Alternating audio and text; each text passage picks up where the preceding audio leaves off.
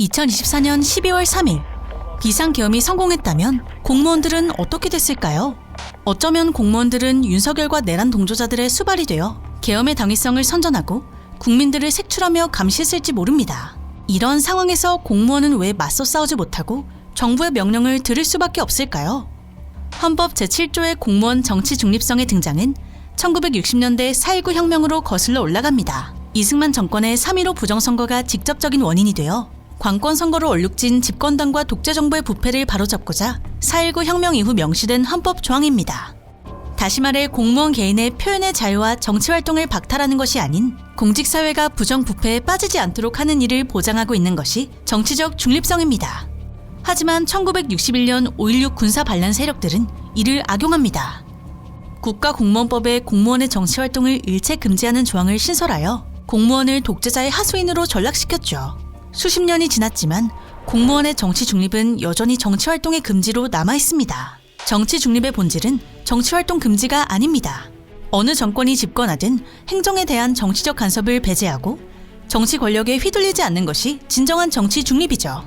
국가인권위원회도 공무원의 정치적 중립은 공무원의 정치활동을 금지하거나 통제하기 위한 수단이 아닌 외부 정치 세력이 공무원을 이용해 행정의 공공성을 침해하지 못하도록 한 것이라고 밝혔고, 국제노동기구 역시 한국 정부의 공무원에 대한 정치활동 제한이 과도하다며 정치적 자유를 충분히 보장하라고 권고합니다. 공무원에 대한 정치 기본권의 침해는 공무원의 지위를 사용하지 않는 사적 생활 영역에서도 정치 표현을 금지하고 있습니다.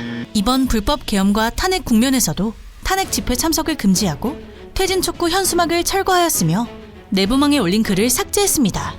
기자회견에서 발언했다는 이유로 고발하고 민원을 지속해서 제기했죠.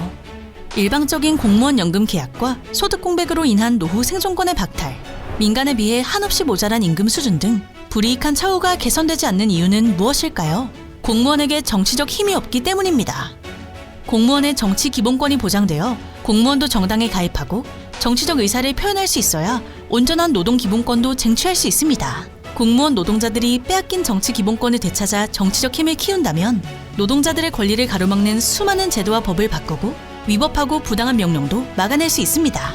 윤석열 탄핵 이후 우리 삶을 바꾸기 위한 사회 대개혁은 공무원의 정치 기본권 보장에서 시작해야 합니다.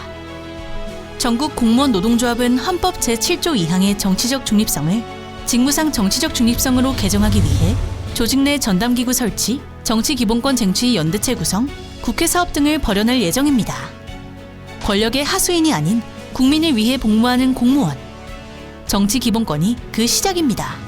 공무원 노동자의 총력투쟁으로 정치기본권을 쟁취합시다.